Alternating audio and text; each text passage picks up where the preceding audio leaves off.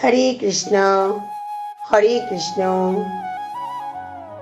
বিভূতি যোগের ৩৫ নম্বর শ্লোকে ভগবান বললেন, বৃহৎসাম তথা সন্না গায়ত্রী ছন্দসামহম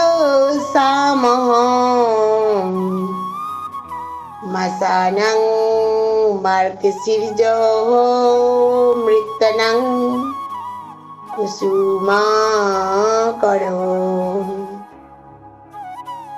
অর্থাৎ সামবেদের মধ্যে আমি বৃহৎ সাম এবং ছন্দ সমূহের মধ্যে আমি হলাম গায়ত্রী,